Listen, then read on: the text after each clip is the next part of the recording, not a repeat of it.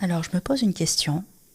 Est-ce que Harry Potter, c'était un bon roman ou bien étais-je simplement ignorante?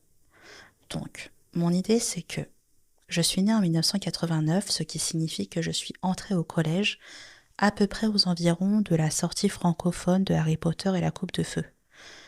Donc, j'ai été exposée à pas mal de promotions concernant Harry Potter, notamment à des reportages dans le JT, où on voyait des forêts de chapeaux pointus avec des fans qui attendaient l'ouverture des librairies.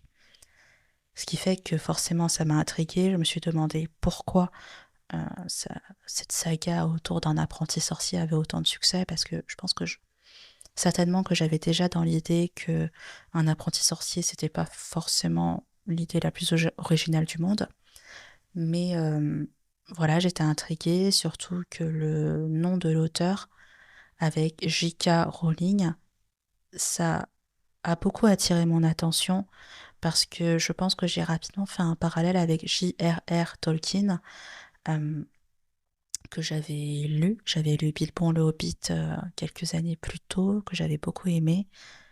Et la ressemblance graphique avait beaucoup attiré mon attention, étant donné que n'ayant pas de moi-même de second prénom, je comprenais pas trop cette tendance à vouloir signer avec son nom complet.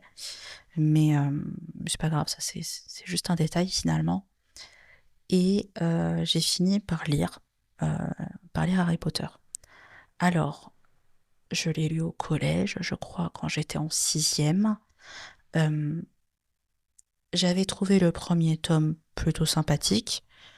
Le second, enfin le deuxième tome, pas incroyable, relativement plat. Le troisième, plutôt incroyable. Le quatrième, frappant. Je pense que le cinquième, je l'ai trouvé décisif. Le sixième, de trop. Et le septième, je vous avoue que je n'ai aucun souvenir du septième tome, que je crois ne pas avoir terminé d'ailleurs. Et je n'ai pas vu les films non plus, ou en tout cas pas jusqu'au... Je crois que je n'ai pas vu Harry Potter et la Coupe de Feu, donc je n'ai pas vu le quatrième film, ce qui signifie qu'en fait je ne connais pas la fin de la saga Harry Potter. Et je crois que je n'ai même pas tant envie que ça de la connaître.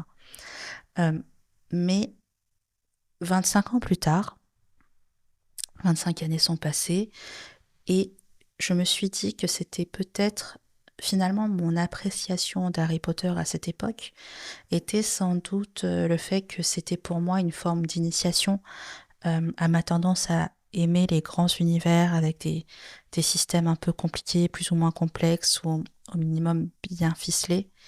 Et ce sont des choses qui m'ont aussi attiré, par exemple, dans Le Seigneur des Anneaux, ou aussi dans Star Wars d'ailleurs. Et même si j'ai encore beaucoup de regrets en ce qui concerne l'annulation de l'univers étendu initial de Star Wars.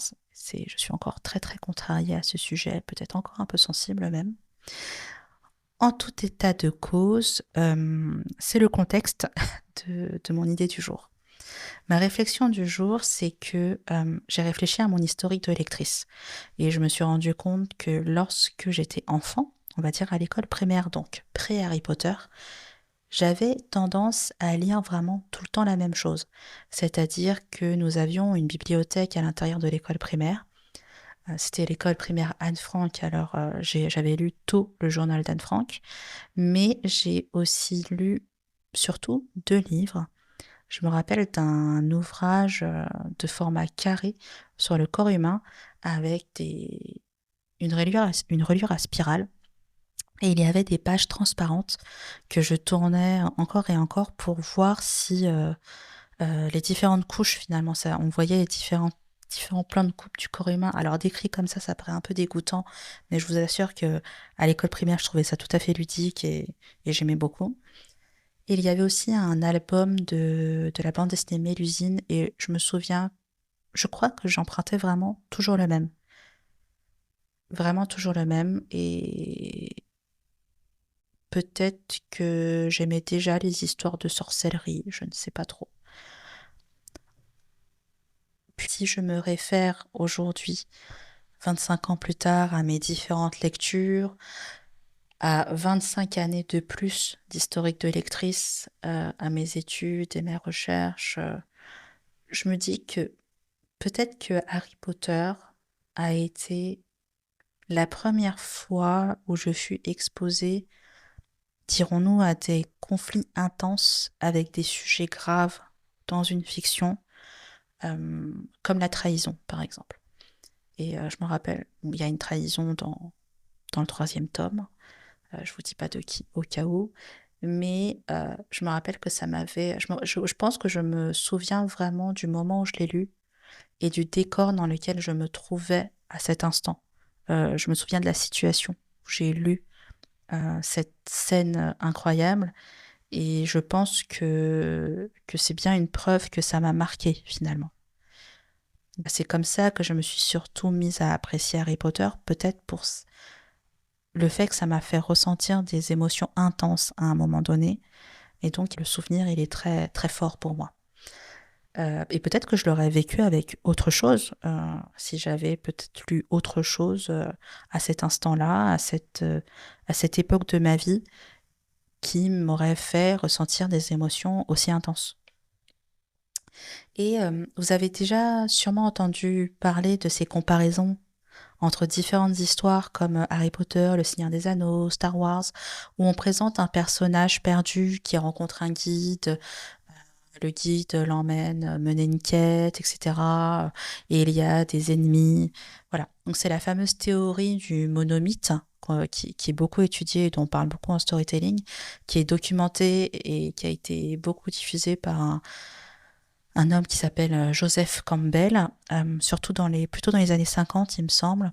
Et c'est une théorie dont on parle beaucoup aussi en marketing, notamment avec une mise à jour, on va dire, de Donald Miller, qui a établi la méthode Storybrand, que j'aime beaucoup, qui est une source d'inspiration pour moi dans mon travail.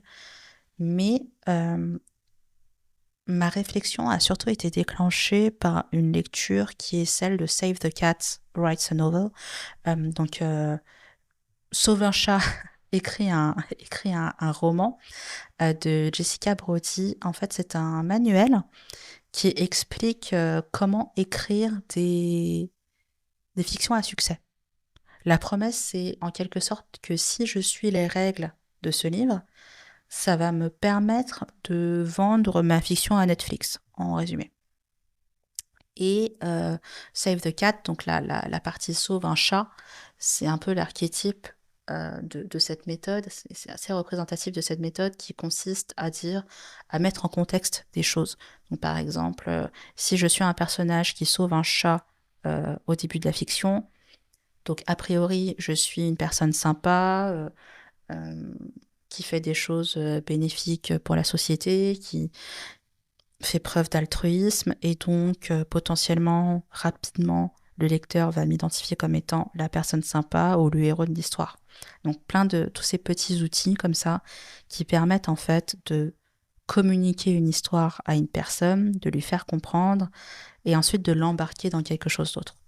Donc dans ce guide, Jessica Brody nous explique comment un roman devient finalement lisible, compréhensible, comment il tient le lecteur en alerte et aussi comment le surprendre avec des schémas, même si ces schémas sont finalement usés jusqu'à la moelle, ce sont des schémas qui fonctionnent. On se sert de réflexes et d'habitudes du cerveau. On est habitué à voir un personnage comme un être innocent jusqu'au moment où sa trahison finalement nous choque pour se rendre compte sous un nouveau prisme des indices semés et qu'on aurait sûrement mal interprété à cause d'un contexte qui a été clairement tourné en ce sens. Donc, effectivement, ça peut paraître comme étant une forme de manipulation aussi, mais c'est fait pour ça. Bref, si on reproche au blockbuster, au cinéma d'être divertissant, mais pas incroyable, c'est un peu à cause de cette méthode. Parce que on fait en sorte de suivre un schéma qui permet de tenir en haleine, de faire les émotions qu'on veut faire ressentir aux gens. Et c'est aussi pour ça que finalement, je pense que des créations peut-être plus originales, plus créatives en quelque sorte, qui sortent des sentiers battus, paraissent inaccessibles aussi parce qu'on a été très très habitué au même schéma. Il y a plein de sujets là-dessus et j'ai pas forcément envie de débattre de la valeur finalement d'une création. Euh, Ma question c'est si on habitue autant une audience à quelque chose, c'est normal en fait qu'on crée des finalement c'est la rengaine des films commerciaux, euh, des films qui sont faits pour faire de l'argent en quelque sorte parce qu'ils sont faciles, ils sont accessibles au grand public parce qu'on a habitué des gens à certains schémas. Et alors que je lisais à l'école exactement la même bande dessinée, le même album, c'était un terrain confortable pour moi. Alors je vais pas du tout reprocher à quelqu'un d'aller voir des films qu'il sait qu'il va aimer parce qu'après tout c'est du divertissement. Et on a le droit d'apprécier aussi une œuvre créative juste parce que c'est du divertissement et dans la volonté d'être diverti. Euh, Après, j'encourage tout le monde à se montrer un peu aventureux pour s'éloigner peut-être de ces schémas qui sont trop proches du monomythe et des scénarios ou scénarii selon votre opinion politique, je dirais. S'éloigner un peu des schémas hollywoodiens qui nous ont appris à apprécier finalement une certaine manière de faire de la fiction. Aujourd'hui, je pense que je suis heureuse d'être devenue une aventureuse dans ma consommation culturelle, même si pour moi rien ne vaut un petit plaisir coupable et nostalgique d'ouvrir un album de Mélusine et toujours le même.